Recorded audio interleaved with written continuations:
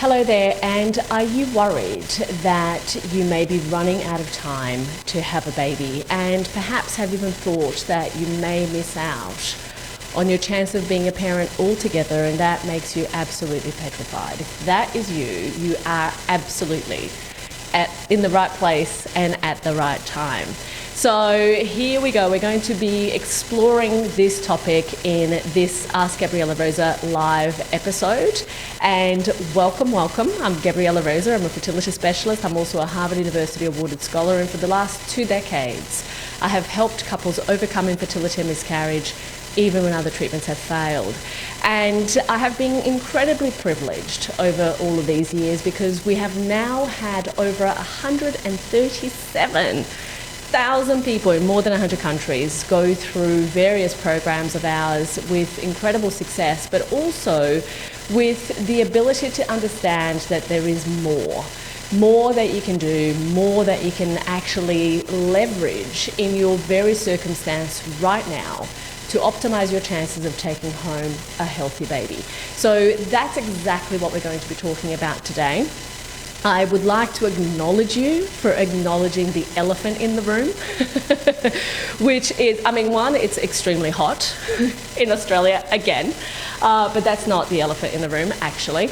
The elephant in the room is the fact that age is a huge buzz, hot button that women typically get pushed on.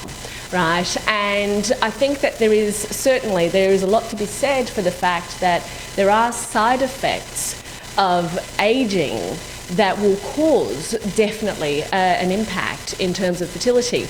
But what's little known in terms of this is that it impacts men just as much as it impacts women. And so, sometimes we're kind of almost given the blame, which we take very kind of willingly, I find, and forget to kind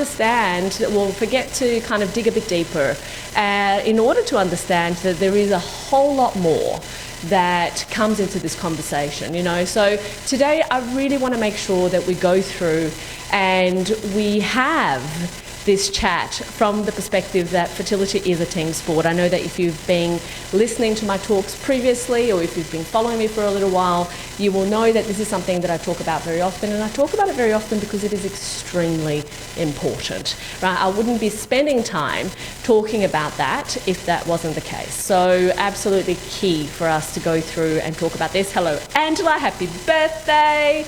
And Cassidy, it's lovely to see you guys. Hey, Katie. And it's absolutely fantastic, actually, that you guys are interacting and saying hi. I love it. I love it when you tell me where you're listening from. Oh my God, Alaska. Elsie, I might be coming to Alaska later this year. So it's going to be very exciting. One of my patients is in Alaska. In fact, it's the beautiful woman who has written the foreword for the book, which we're going to be talking more about, actually. If you have a copy of the book, I'm going to point you out later on to page 24 and page 40. So you might want to grab that if you've got it. I apologize in advance because it is literally so hot over here today. I don't know what happens. And hello, Instagram. I love it. You guys are all over it. We are definitely going to be talking a lot about the fact that it's hot. I apologize already in advance. It is hot. Now, obviously, if you are on the other side of the planet, it's probably not going to be hot. It's going to be cold. And so that is what it is, right? But anyway, so hello from Seattle. Hello, gorgeous Nicole. All right, guys, so let's get straight into it. Let me talk about, I would love to just go through and just highlight some of the kind of top questions that I get asked in terms of this topic all the time.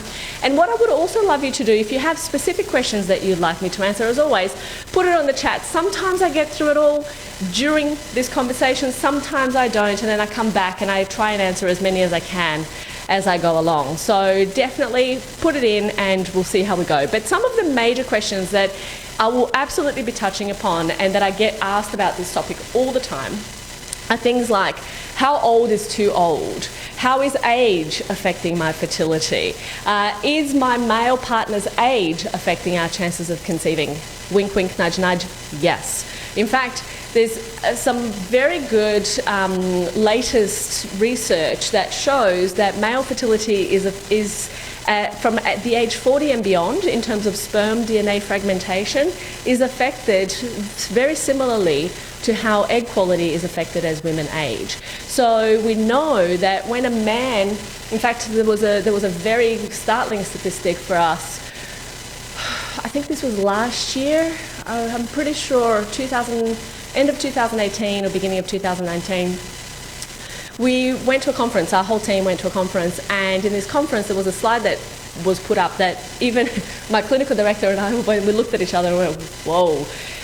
Past age 50 for a man, despite the age of the woman, the chances of miscarriage skyrocket. And I forget exactly what I'll do is I'll try and find that slide and I'll put it into the handout. As always, there will be a handout at the end. I'll put it in with the replay on the top of the video.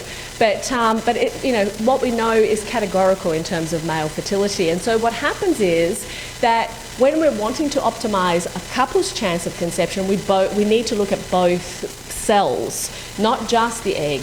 When it comes to aging, we need to look at the sperm as well. And there are things that you can do, and this is essentially what I want to talk about today. It's the things that you can actually do to change the circumstance, because there are things you can do. You can't do anything about age, and we're going to talk much more about this in some of the big ideas that I'll share today. But it's about understanding where are the places of opportunity, what is it that you can do, and specifically how you can do it. But most importantly, understanding that it's about consistency. Everything in life is about consistency. If you do something enough, you know, you will get better at it. Your body will respond better to it, and so on and so forth. So, you know, this area of fertility and improving and optimizing every aspect of hormonal balance and everything that you can do, as much as with age there are side effects that negatively impact the chances of conception, there are things you can be doing to be halting the effects of aging.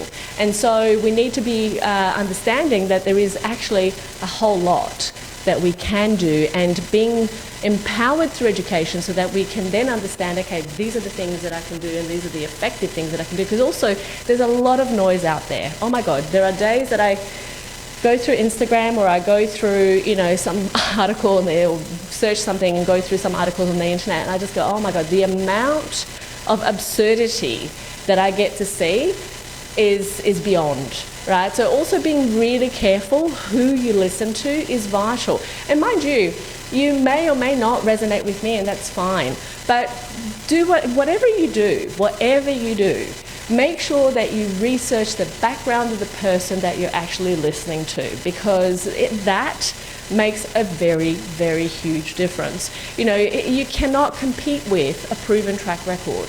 You know, sometimes I look at, you know, I'm part of certain groups on Facebook, and one in particular, you know, that I get to wow at myself all the time is like, you know, somebody putting up a thing saying, oh, you know, I've gone through this experience and now I want to become a fertility coach, or I want to become a whatever to help people to do X, Y, Z. And I'm like, yes, but that takes a whole lot more. And then I see these people give advice that is just, you know, not in a person's best interest. So these little things can make such a huge, huge, huge difference and impact for the average time to pregnancy of a couple. And this is really where, you know, I will often show this diagram, because that is often when you're doing things, when you're focusing on the 80% of the effort, that, you know, taking every supplement under the sun, and I've talked about this in the Peak Fertility Zone webinar many times. If you've done the fertility challenge, you know what I'm talking about. And what I talk about there is the fact that, you know, you might go and you read something online, and one article says, you know, take maca, the other one says acai powder, the other one says, you know, no, Amazonian monkey pea is the thing that is going to get you pregnant. I did that and that's perfect, right? And then all of a sudden you have all of these people actually following and doing all of these kind of bizarre things that aren't actually going to give them a result. They somehow might get lucky along the way because they've changed other things, and then they'll swear by the fact that that was the thing that made a difference to them. Again, be careful, right? That's all I'm saying. Do your own research, be educated. That is absolutely something that's going to be vital for you to understand exactly how you can go about this. Elsie is asking, how can I get the book? You can get it on Amazon, or you can get it from our website, naturalfertilitybreakthrough.com. So if you go into the shop there, you can get it from there.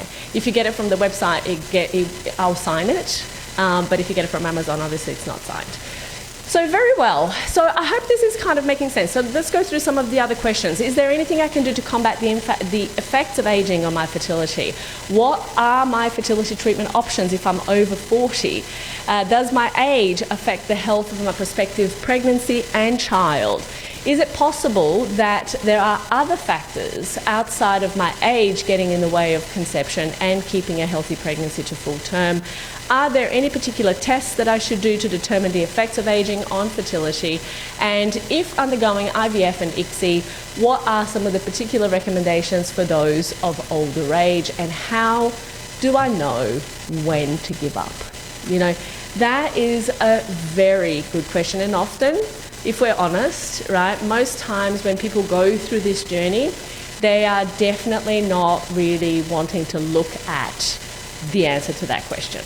You know, when is enough enough? And I think that is ultra personal. That is such a personal decision for a person. Like this week, we had one of my most beautiful patients who is, you know, much older in the context of the types of patients that we normally see. In fact, the up until now, the oldest person that has had a baby through our program was 56, right? This woman was single, she was on her own, she was absolutely adamant that she wanted to have a baby. That was just, you know, she was absolutely committed to that path. She was just like, she was very wealthy, very able in terms of financially taking care of a child, and that was her life's dream. And you know, I'm not one to judge where people decide that they're going to start or stop or whatever it is.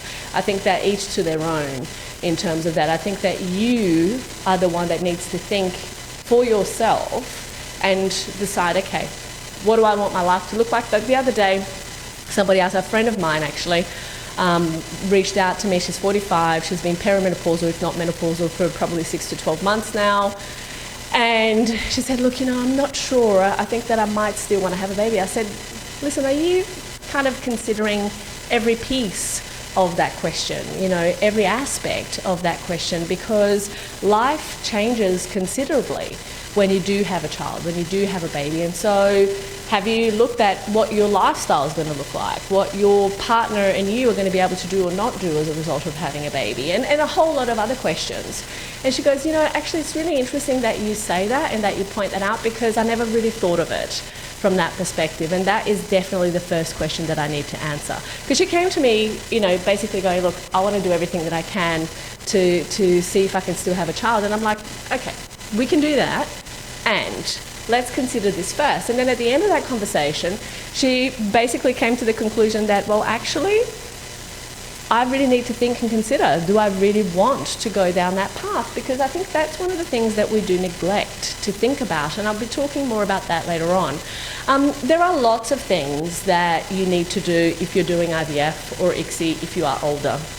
And that pretty much falls into the criteria, the category of everything else that I talk about. Now, we don't have, you know, hours and hours and hours today, but what I will suggest, there's a couple of things that I do want to mention that are really going to help you if you want to kind of start to piece together some kind of, you know, effective strategy for yourself. The first piece is educating yourself. So the first thing that I'll say, there's been 2 talks that I've done on egg quality and 2 talks that I've done on male fertility specifically, that where I give, you know, advice in terms of things that you can do and, you know, give you some more insights in terms of testing and, you know, a whole lot of other kind of things that you need to consider from the technical aspects of having a baby, optimizing fertility and having a baby.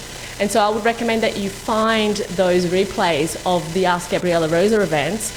If you need some help, let me just kind of guide you as to where you'll find them. From a computer is always going to be easier. If you try and find it on your phone, it's a little bit tricky.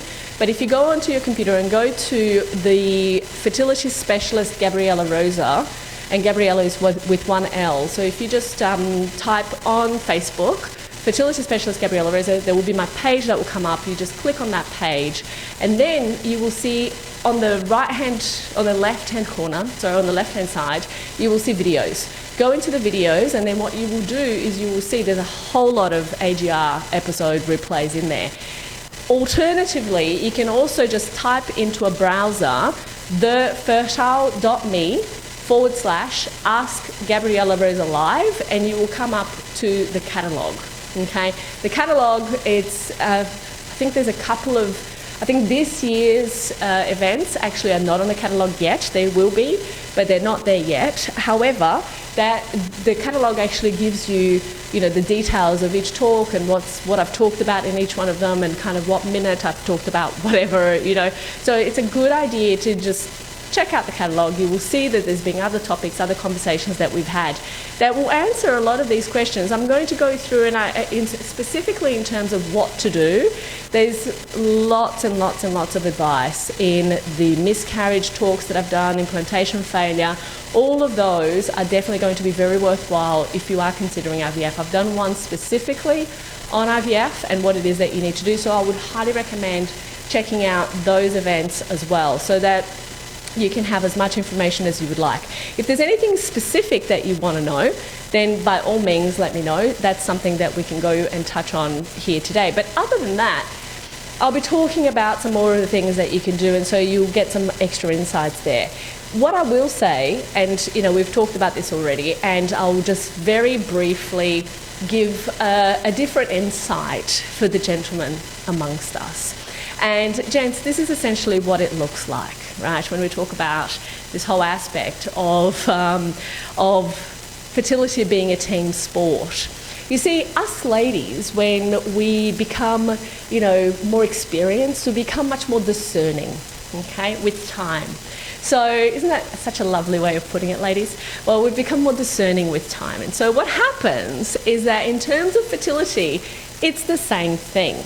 And, as a result, our eggs, as we are more mature, they also become more demanding.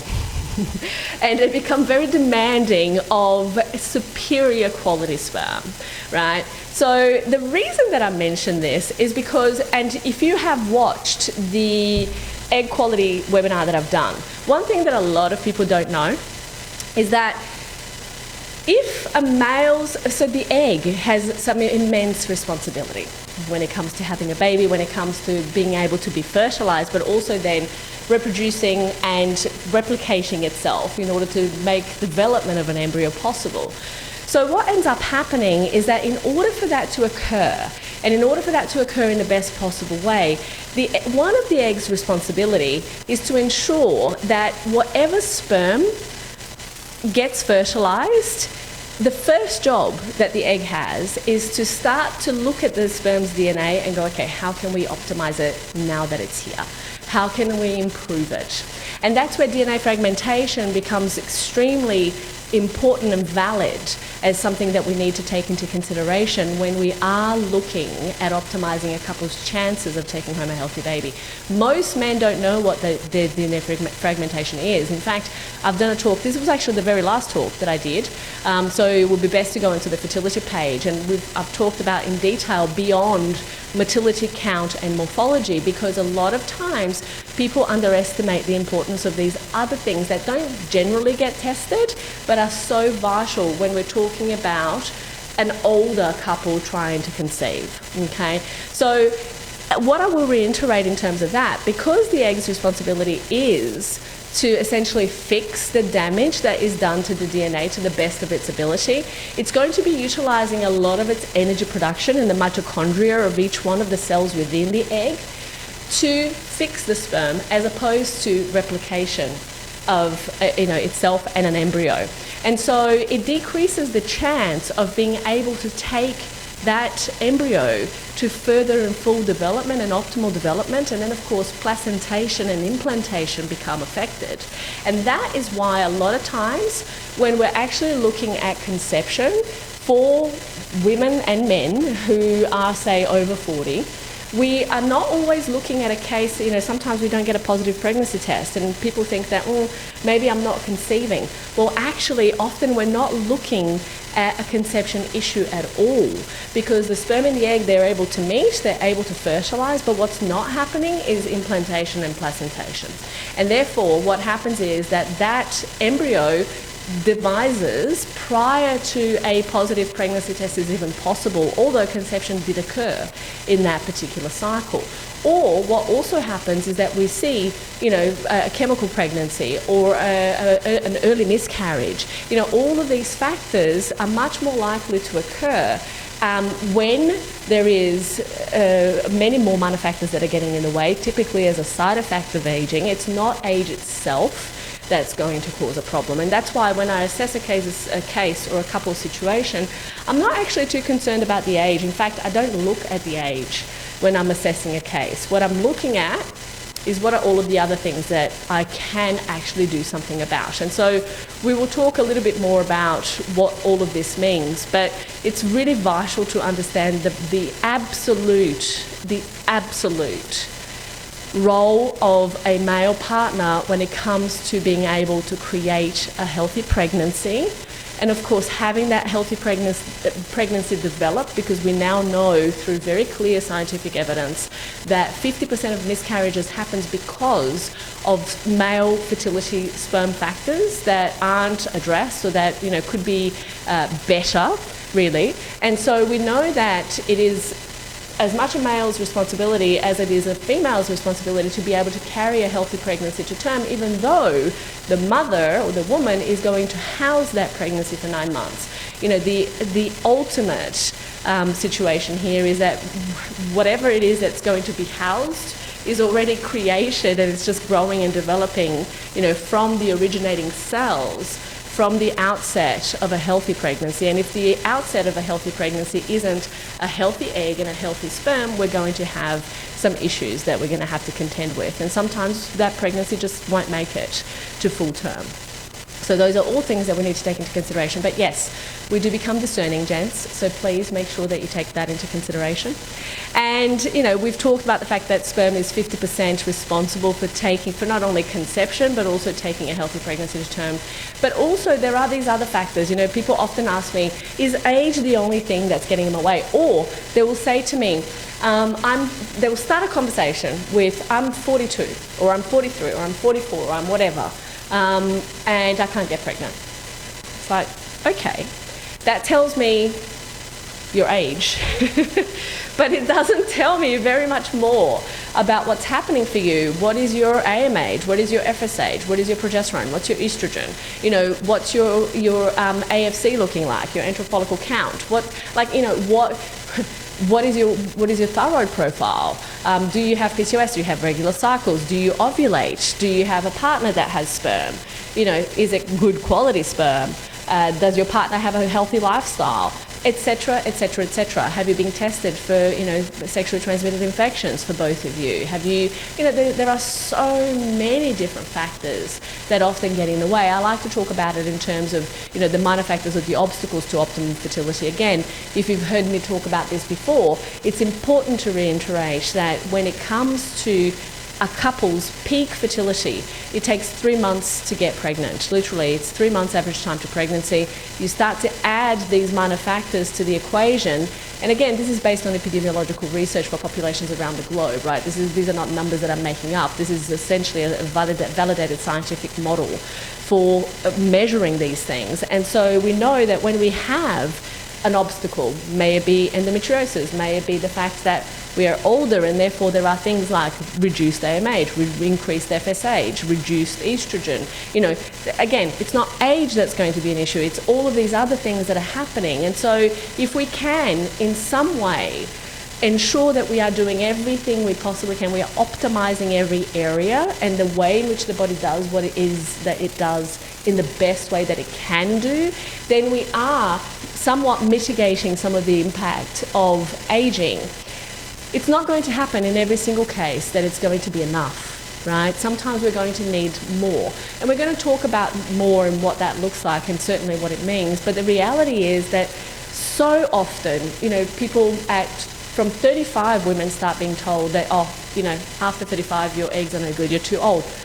Crazy, right? So let's like remove that conversation from our minds altogether, because the truth and the reality is that there are so many women. I mean, I got pregnant with my second child after 35, right? And, you know, there are many, many women who conceive way beyond their late 30s and, you know, 40s. So really what we need to have a look at, what are all of the things that we actually have some ability to influence? Because, you know, I don't even like to talk about it in terms of control, because ultimately we can control nothing, okay? The only thing we can do is do our best to influence different aspects, and I will talk more about this.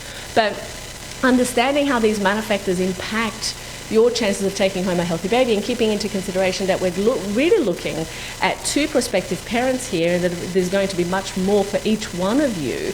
You know, one minor factor that gets added to the equation, name it, whatever you want it to be, essentially anything that's decreasing your ability to be the healthiest that you can be, or decreasing your fertility in some way, right, is going to act as a minor factor, or as an obstacle to optimum fertility. And so really what we're looking at there is the understanding that you add one, and we go from an average of 3 months time to pregnancy to an average of 2 years.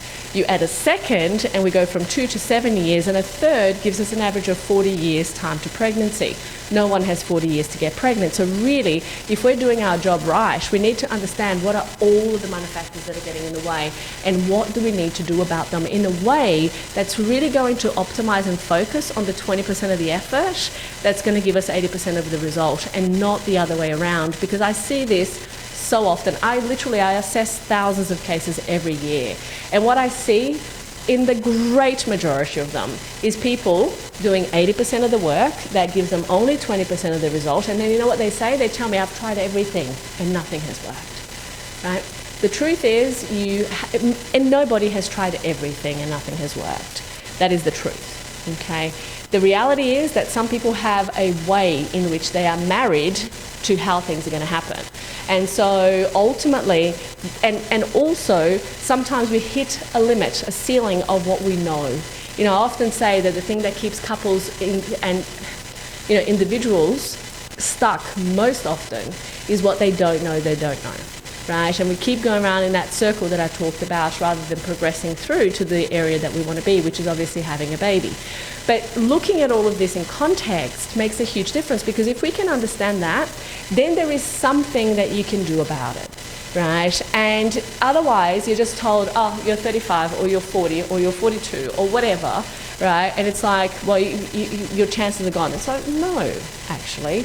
There are lots of different things that can be done. You know, this lady has shown me, I keep this card on my desk always, because it really, this woman has proven to me that what I think is possible is not always the case, right? She came to me, she basically had premature ovarian failure. She was effectively menopausal at the point that she came to me, because she was essentially hadn't had a period for a year, had an FSH in the hundreds, came to me, was adamant that she was not going to do donor egg, and absolutely wanted to do the Natural Fertility Breakthrough Program, to know that she left nothing to chance and no stone unturned. I'm like, okay, well, you know what? That's fine. I can relate to that, because I want to know also that at the end of the day, I've done everything I could. If it hasn't worked at that point, then I know that it's not going to be the thing that's, you know, the way that I'm going to experience whatever it is that I want. And so for her, to this day, I have no idea, but we started treating her, we somehow got her periods back. She ended up conceiving naturally with her own eggs. Don't ask me how, other than the fact that we have removed and optimized removed the amount of factors and optimized everything that we could. And, you know, it worked. Now, there have been other people for whom that wasn't enough, and they needed to do donor egg or donor embryo or whatever it is that they decided to do, because they absolutely knew they wanted to have a child. And I think that that is one very important distinction, right? And I want to talk about that now, because I think that there are really, there are a lot of times we suffer, and I think suffering is a good, you know, there is a quote that I love. It says something like, you know, pain is inevitable, suffering is optional, okay? And, you know, if you're running through a marathon, right, you're going to be in pain. It's just how it's going to be. But you don't have to make that into suffering. And sometimes that's exactly what we do. We are told something that we don't want to hear. We have to come to grips with some kind of information that is unpalatable or that we don't like. And all of a sudden, we have the reality, the information, and then we apply our own coating of, suffering to that, which if we start telling ourselves all sorts of things about what it means, typically in a very negative way, that as to why that is a tragedy that we're never going to have or can't have, or being told that we're not going to have what it is that we want. And I see this suffering go on for people literally all over the world all the time. And if there is one thing, honestly, if there is one thing that I would like to be able to alleviate for people, is that suffering, because it's unnecessary. But here's what happens, right? And this is my first big idea. Let's start into the big ideas in terms of what it is that we can start to do to change this circumstance. The big idea number one is to accept what we can't change, right? I think that there is absolutely in life, and this is in terms of fertility, but in terms of life in general, right? In life, there is such a thing of understanding the things that you can actually influence and the things that you're just going to worry about for no good reason, because there is absolutely zero you can do about it. In fact, this is where I was saying, if we turn to page in Fertility Breakthrough, there's a great diagram that was beautifully drawn actually by our illustrator, and it's this diagram here. So it's page 24. And on the left-hand side, you've got areas of concern, right? So this area here, areas of concern. And on the other side, we've got areas of influence. So on the areas of concern side are things like test results, 2-week wait, miscarriage, age, delayed time to pregnancy, social expectations, unexplained infertility, suboptimal egg quality, genetics, suboptimal semen analysis, thyroid disease, PCOS, fibroids, endometriosis, etc. Right? So all of these things are an area of concern, and people generally, they will stay focused on the areas of concern to grim death. Okay? And I hope that's not you. And it's probably not you, because ultimately you are here to do something different, right? You're here to do something about it. But a lot of people do. And those areas of concern are the places where you can absolutely do zero about. You can't change the fact that it takes 2 weeks to find out if you're pregnant. You can't change the fact that you were given news, that you were given information, that you were given feedback, right? How you choose to interpret that news, that feedback, that situation, that is something that you can influence. That is something that you can reframe in your own mind. And so if we go to the areas of influence, so these are things that you can actually change. These are things you have some ability to do something about. Mind over matter, sleep, your emotions, your expectations, male and female reproductive health, nutritional aspects, exercise, exposures to chemicals, environmental factors, exercise, what you read, what you buy, where you live, where you work, all of these things, epigenetics, right? Even to the point where you can only control what it is that you do, what you put in, or what you allow not to impact you through your journey. You can't control anything else. So I think that when we get so caught up on age, right, and we become so focused on the fact, oh, I'm old, I'm running out of time, you're literally just creating anxiety for yourself that honestly doesn't help you. It doesn't actually step you closer to your outcome. And so if that's the case, anything that doesn't take you closer to your outcome keeps you going around in circles. Right? Again, that diagram that I showed you before keeps you going around in circles. So really what we need to choose, and it is a choice, is to go, okay, great, so thank you for that feedback, thank you for that information. Now let's put that aside. Now let's focus on what can I do about it. What are the things that are within my area of influence? Can I influence, how much sleep I get, and therefore the improvement to my melatonin levels at night, therefore the improvement that will bring to my egg quality? Absolutely, you can influence that. Can I influence the fact that, I don't bring computers or screens or whatever into my bedroom at night so that I can actually have a better quality sleep? 100% you can influence that. Can I influence the fact that I choose to focus and base my meals on vegetables and protein, that I choose to take good quality supplements, that I choose to go and exercise, that I choose to ensure that the chemicals that I bring into my home aren't endocrine disruptors? You see, all of these things are things that, irrespective of a number, you can actually influence, and that as a result of the impact that it has in a biochemical chain reaction to a result, will help to improve what you see happen over here. You see, a lot of times we completely underestimate, we neglect the fact that everything that we see in terms of result, whether we're talking about an egg quality issue or inability to conceive or keep a healthy pregnancy to term or whatever else, this is a result. You can't change result. Right? The only thing you can do is work on what has produced that result, which is up here in that biochemical chain reaction. Right? Fertility is a biochemical chain reaction. There's lots of things, lots of steps that need to happen for something else to happen, for another thing to happen, for etc., etc., etc. Right? That leads to a result. And you see, these changes, these results, it would be so lovely if they just happen. You do it once and there you are, right? You've got your outcome. Unfortunately, it's not like that. I know that I'm preaching to the converted here in terms of this. However, and I also know that when you have been going on this journey for such a long time, it's almost like you lose track. Where's the forest? Where are the trees? Right? Because it's easy to lose track because you think you're doing all the right things. But this is also part of where, particularly if you're older, thinking that you're doing the right things is probably just keeping you around here. So you need a fast track. You need to be able to actually categorically know, like, what are all the things that I'm doing? What are all the things that I need to be doing? And how can I improve and optimize all of these factors in the way that I talked about before? 20% of the effort that will give us 80% of our result. Otherwise, we are going to run out of time. You see, we start to see results for our patients around the 6-month mark when they start treatment.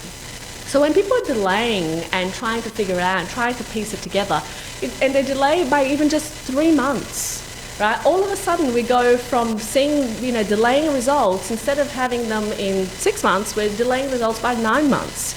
You delay actually getting properly started and doing something, that is going to get you out of that going around in circles. By 6 months, all of a sudden you're delaying results by 12 months. The truth is this, the time will pass anyway. Right? But the truth also is that some people don't have 12 months of delay on their fertility window. And that's why I get crazy. I get crazy, even more crazy. I get even more crazy when people come to me and have a conversation now, and then all of a sudden they basically go, oh yeah, but I'm going to go and do all these other things, and then they come back to me a year later or 2 years later or 5 years later. I've had a woman come back to me once 10 years later, right? And I go, but why? I'm actually even going to do a post about this because it's really, it breaks my heart. It breaks my heart because what happens is that people are literally delaying their results, their ability. I had a patient once tell me, I thought it cost too much until I realised that what it was actually costing me is the time with my child and being able to hold my child in my arms. And when I heard that, I literally wanted to cry because it's so true.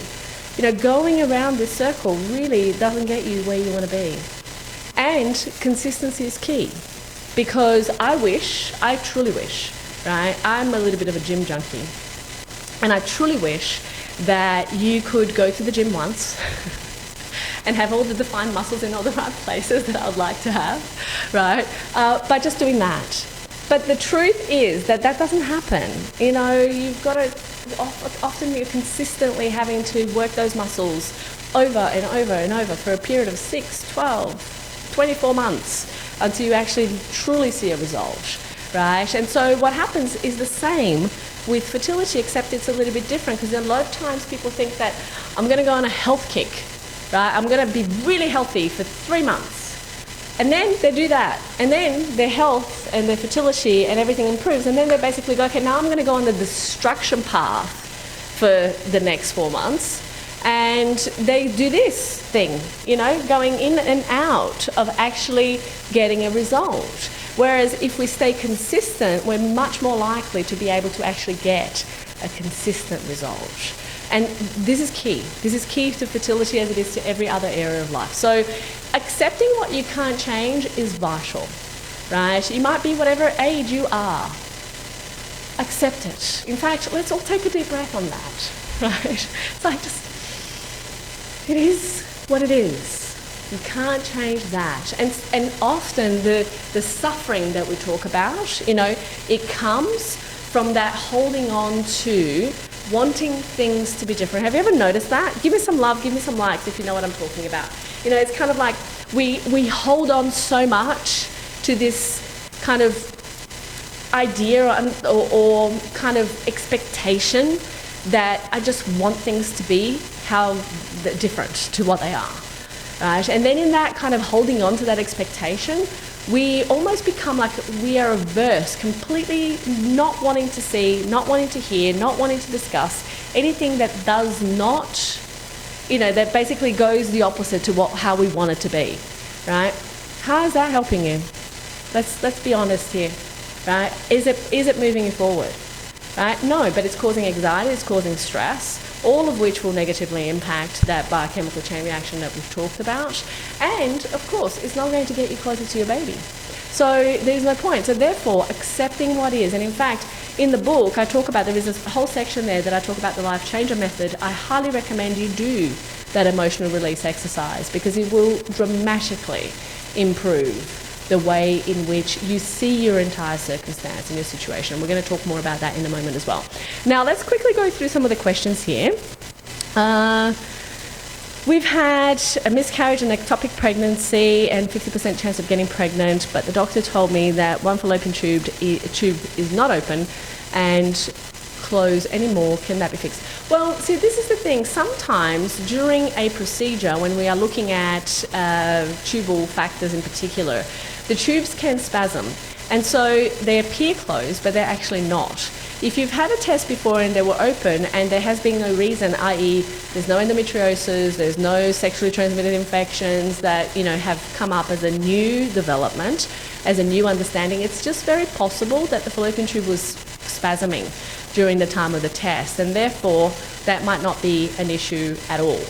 Therefore, what I would do is I probably would repeat the test and see if that's actually true or not. So that will be something to look into. Oh, Cassidy, thank you so much for your beautiful feedback. That's lovely. And yeah, and as Anne said, right, it's like there is always more. There is absolutely always more. Now, let's see. So Teresa, 44, was diagnosed with thyroid issues. Yeah, 4.6 TSH is very high, and that definitely increases your risk of miscarriage. So can you see? Sometimes people will come and they will say, I'm 44 and, you know, my doctor's telling me that I'm too old, right, to have a baby. But then they come up with a TSH of 4.46. The top of the range of TSH is 4, right, in the majority of labs around the world. However, the optimum range for optimum fertility is around 1. 2.5 is the absolute maximum that most IVF specialists will allow, if they know what they're doing, hopefully, that they will allow to prevent the risk of miscarriage from happening. At 2.3, 2.4, they start prescribing thyroxine for a reason, because we've seen through, you know, the data, the scientific research, that basically 2.5 is the cutoff for increased risk of miscarriage amongst women of the reproductive age, and this is right on, right? So 4.46 is 4.46 is huge, is so high. And so this requires treatment, and how you obviously get treated depends on the paradigm in which you're utilising. But typically, because of speed, because of being 44, I wouldn't want to wait forever until this is done. So thyroxine is the one thing that I would definitely recommend, while supporting the thyroid, the normal and natural thyroid function, and supporting that nutritional deficiency, because there's very likely to be nutritional deficiency status underneath as to why this TSH is so high. But all of those are very important factors, and this is a great example actually of understanding this whole concept, that sometimes you're told age, red herring, right? But it's actually a whole bunch of other things beneath that that are causing the issue. And that's something that you need to be very, very understanding, clear about, because that will make a difference between getting pregnant, taking a healthy pregnancy to term, and not. Okay? So that's something that I highly recommend looking into. So very well. Now, so big idea number one is accept what you can't change, right? And do everything that you can is my big idea number two. So do your very best. I get accused very often of being too full on in terms of, my recommendations for people. The truth is that I'm not. The truth is that, yes, I will point you to all of the areas that you need to look at, and sometimes that's overwhelming, right? And so people get very kind of, first of all, with change, most people are already kind of like a little bit, I'm not sure about this. If it requires effort, again, it's like, oh, not sure. Much rather a pill, much rather an injection, much rather, just give me the silver bullet and it's going to be good. When it's not, and I've done everything I know, I've ruled out all the things that haven't worked, then I might actually try something. I might try the effort part, I'm not saying that anyone here listening to me today fits into that category, but I've seen it happen many times before. After you've treated thousands of people over 20 years, you get, you see some patterns, let's put it that way. And so, the key aspect that a lot of people get stuck on is that they feel overwhelmed about all of the things they need to do. Let's be honest, right? It's not a whole heap. It's actually, sure, there will be some adjustments that perhaps need to be put in place. I like to talk in terms of act pregnant now to get pregnant later for a reason. Because if you can kind of think in your own mind, and gents, you need to indulge me here, because, we need to pretend that you could be pregnant as well. I know, traumatic thought. But let's imagine that it was possible and you could give birth, right? That would be kind of fun. But anyway, I digress. Let's just say that was the case. If that was the case, think about it in these terms. What are all the things that you would absolutely ensure that you do or not do, stop doing, if you are pregnant right this second? In fact, ladies, write it on the chat. I'd love to, what are all the things that you absolutely, if you were pregnant right now, that you would absolutely do or stop doing, that you're not doing right now? I'd love to know, because this is like a good exercise for you to start to think about, what are some of the things that perhaps I can influence and can do differently. Because you see, that's really where your places of opportunity lay right now, right? It's in starting and or stopping the things that you would absolutely not do or absolutely do if you're pregnant at this moment. Because right now, within your body, male or female, you have 50% of that little baby that you want to create already. All we need is for it to develop and mature a little bit more, and for it to meet its soulmate in the egg or the sperm. And then, of course, we end up with a situation where hopefully we get a baby. So the reality of it is that the things you need to start implementing, way before a conception attempt is even in place, because that's what's going to help with that consistency that we were talking about before. That's what's going to help to get you to where you want to be, okay? There's no kind of shortcut. People love the shortcuts. People love to kind of think and imagine that it's going to be easy somehow, but really it's about looking at doing your very best. Do the best that you can. If it comes to, certainly we're talking about the self-care aspect, Of course, when we're dealing with a couple in the clinic, we're looking at a whole bunch of things, including biochemistry and tests, and looking at all the other pieces that you are not going to be able to do on your own and for yourself. But the self-care aspect already helps to improve all of these other pieces. And so what happens is that if you can be putting in place all of the effort and the focus and doing the best that you can to remove the obstacles to optimum health and optimum fertility and add in the things that are going to support it, you're already making huge strides when it comes to getting a result. So doing your best, and your best, by the way, will change. Some days your best will be amazing and you're going to go, wow. Some days your best are going to be like just literally crawling across the finish line. So whatever it is, as long as you've done your best on that day, guess what? You're not going to regret it. You're not going to be telling yourself nasty and mean things, because you've given it your best. You've given it your all. That is all that's required, right? Because ultimately, for our patients in the clinic, this is what we see. When couples work well together as a team, and they're both doing their part, and they're both doing their best, and some days it's going to look great, and some days it's going to look like it needs improvement, right? But not to them, because for them that day was their best, right? Then that's all that matters. And I think that this is such a great analogy for how to live life, right? In terms of like doing your best. Because if you show up, just do your best, however that is going to look in that day to somebody else, it's not your problem. Right? It's not your problem in terms of how they're going to judge you, how they're not going to judge you. Like, literally, show up and do your best. That's all that matters. Because then you know that you've given it your all, you've done your best, and then the results will follow. And sometimes they might be different to what you expected, but there will be better results than if you didn't do your best. Right? So that's big idea number 2. Then that takes me to big idea number 3, which is stop going around in circles, for crying out loud. Stop going around in circles.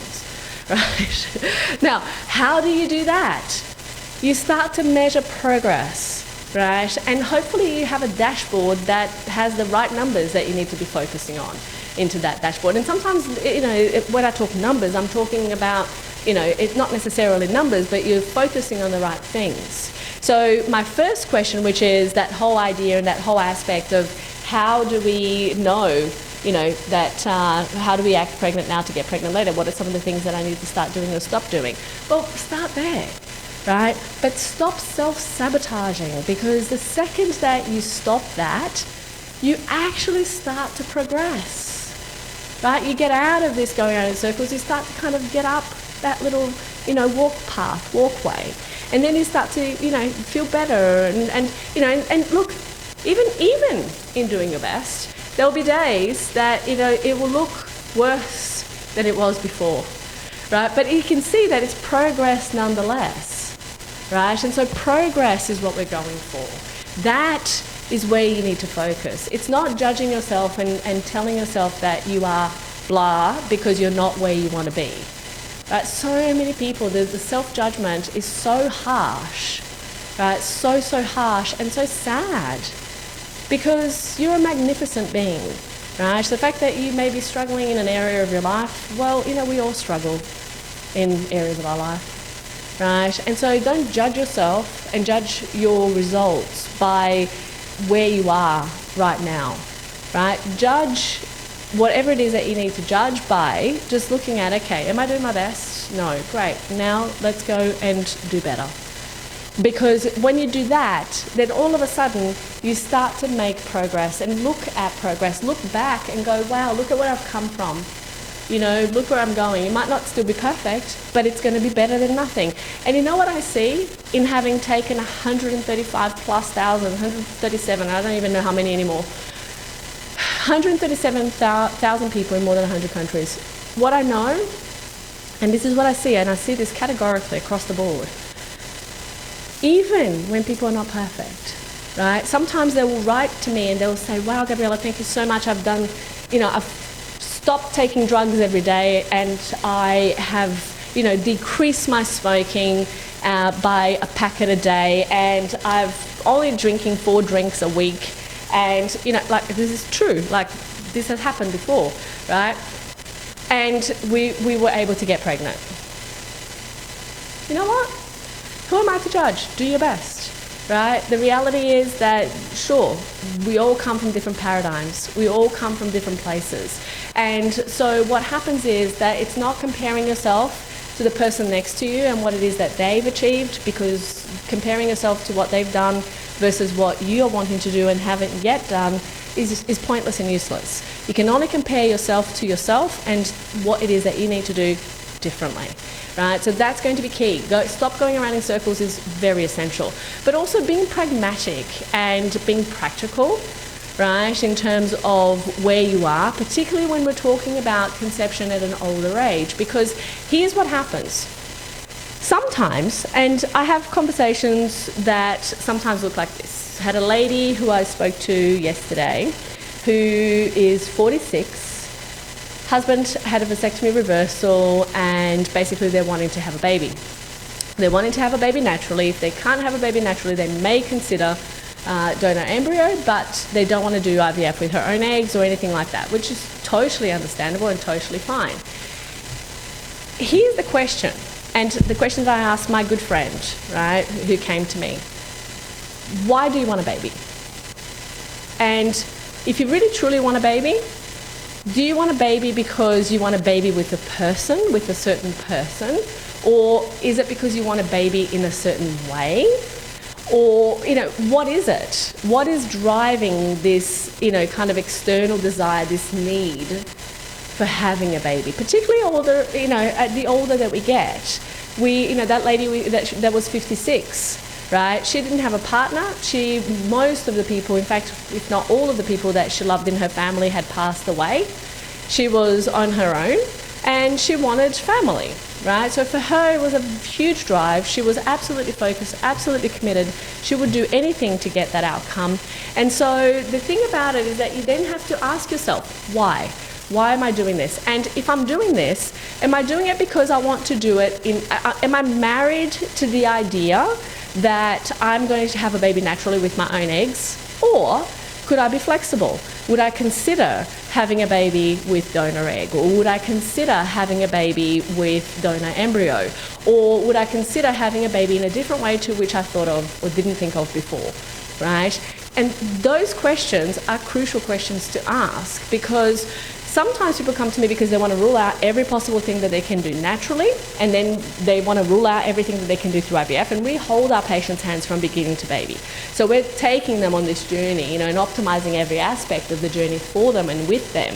But what happens is that, we need to know, where are we headed? What would we consider? What would we absolutely not consider? Those are all questions that you have to ask yourself before you get to a place where you need to make a decision, particularly if you're older, right? Because then you're wanting to kind of figure out, okay, what is it? Why do I want it? How do I want it? And is it going to make a difference if I basically go and do it this way versus that way? For the ultimate result that I want to have, like for this, the 56-year-old lady that I was telling about, for her, she did not care how she did this. She didn't care if it was in fact, what ended up being was a donor embryo situation, right? Because she was absolutely adamant. She had tried with her own eggs before, it didn't work, obviously much earlier, than 56. So she had tried with her own eggs before, it didn't work. She decided, okay, it's getting on, let's just get on with this. Donor sperm, therefore made an embryo, became a donor embryo situation. Right, so it's about figuring those pieces out as well. Now, one thing that I will say, Instagram is finishing up, so if you guys want to continue the talk, I've got a few more minutes and a few more things that I want to cover off. Jump onto Facebook, right, because that's going to end up there. But yeah, I think that those things are super crucial. The other concept, and this is a very vital concept, it's my last thing that I want to share with you guys that I think makes a huge difference on this journey to parenthood, on this journey to a baby, and how we want to create that baby, and essentially what it means for the grand context of life, right, as we were talking earlier. The best way to understand what it is that you're wanting to do and get clarity for yourself in how you want to do it is actually to get to a place where you're not polarized in your emotions about that issue. So what do I mean?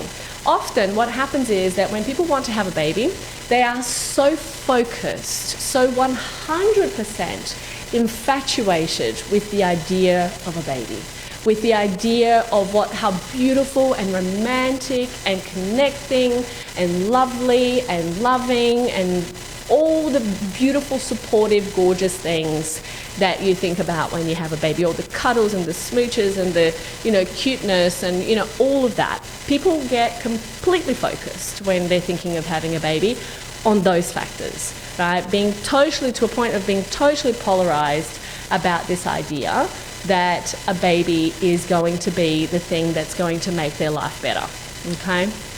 Now, the issue with this is that it's not reality.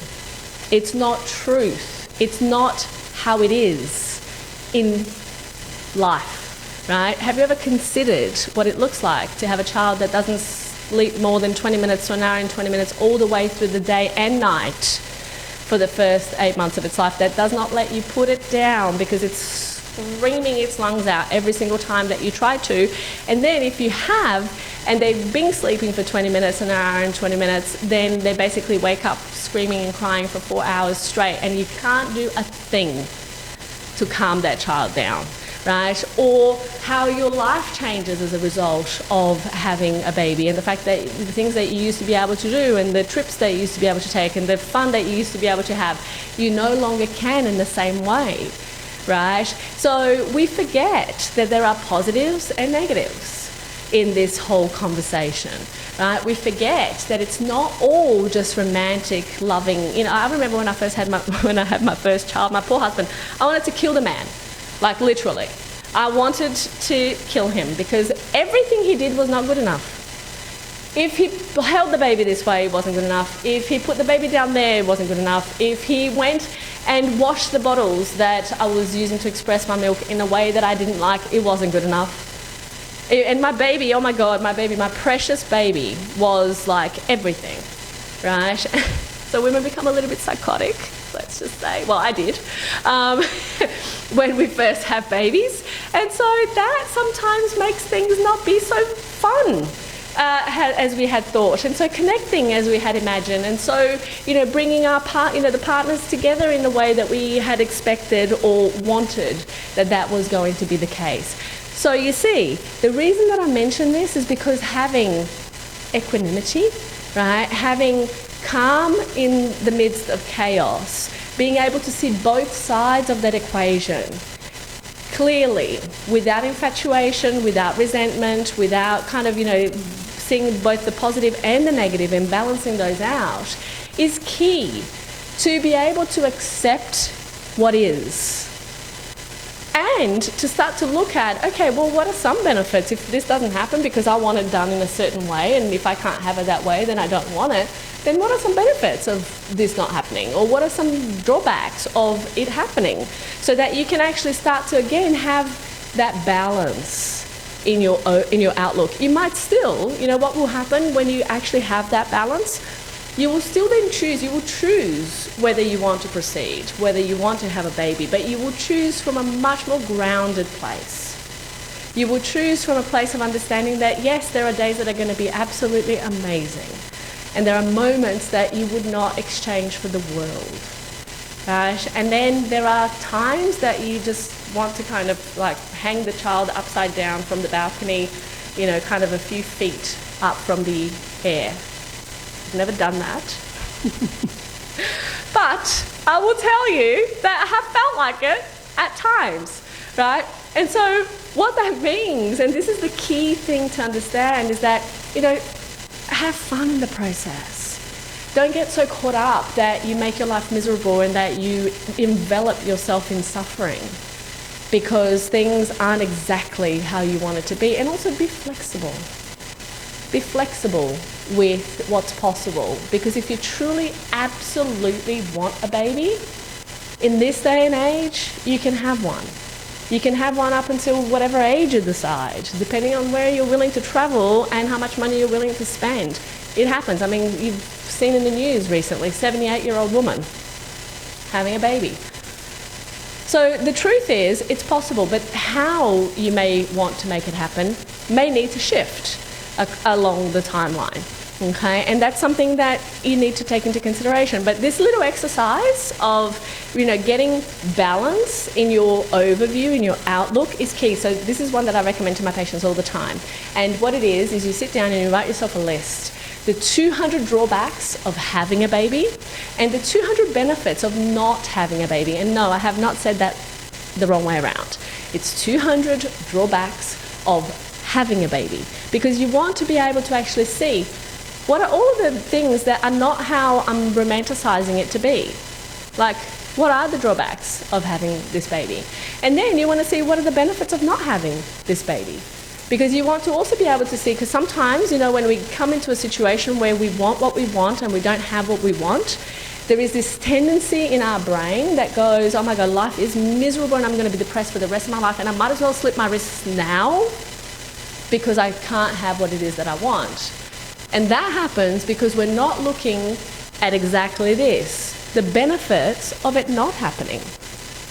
So if we can become balanced in our overview, in our outlook, then we're able to make decisions, like I said before, that are more grounded and focused on what it is that we want to create versus this fear that we're running out of time, that we're missing out, that, we're not going to have what it is that we want. Like, there is no such reality as you being excluded from some club. Like, trust me, I don't even know this mummy club thing. Like, I don't know it. I've never been a part of it. Right? And I have 2 kids.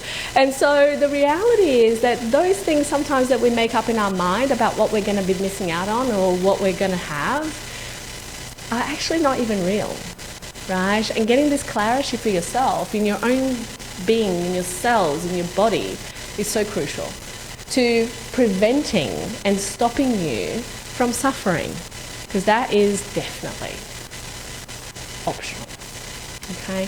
So I hope this gives you some clarity. I absolutely recommend, if you want some specific technical aspects in terms of how to improve egg quality, how to improve sperm quality, revisit some of the Ask Gabriela Rosa live segment, the replays, because I've gone through all of that. But today, I really wanted to give you more of a different way of looking at this whole age situation. Because yeah, sure, I could sit here and rattle off, statistics. In fact, that's all going to be in the handout anyway.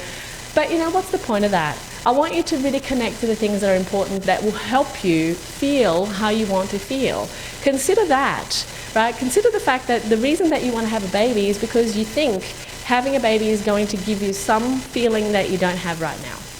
But the truth is that that feeling that you think you don't have, you do. Because right now you are somewhat, the energy of mother and father to someone else in your life that you are mothering or fathering, or that you are having the love that you want, just in a different form. Nothing is missing, right? Sometimes we approach this having a baby situation from the fact that we're missing something. Nothing's missing. You just got to find out and figure out and look for where are those feelings and emotions and connections that we think we don't yet have, right? So I'm just going to say one last thing, and this is just brief announcements now. I will be, in the next day or so, we're going to be releasing some new information about the Fertility Challenge. That is going to change everything.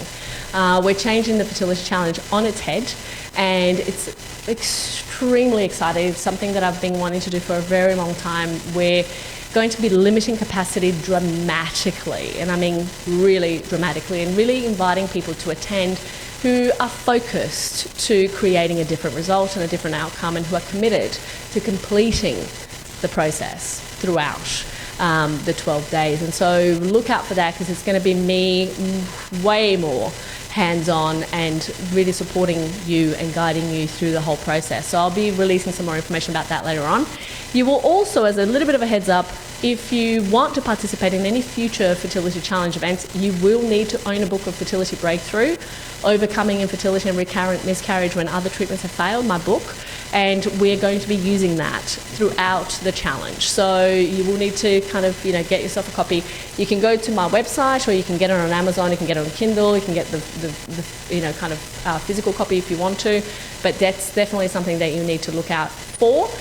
Next month, we're going to be talking about the 7-step fertile method in the Ask Gabriela Rosa event, and I'll be giving you some insights as to why the methodology is as effective as it is. You know, we take from the patients in our program where we apply the 7-step fertile method, we take 78.15% of our patients through to a live birth.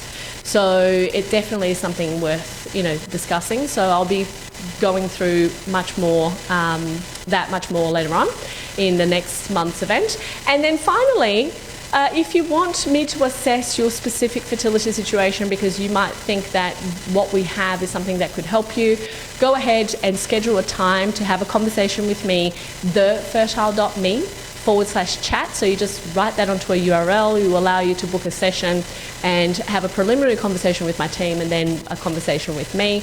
Thefertile.me/chat is where you go. And I just want to leave you with one thing. You are perfect, just the way that you are. You are whole and complete, just the way that you are. Remember that. Do your best and have fun. Bye for now.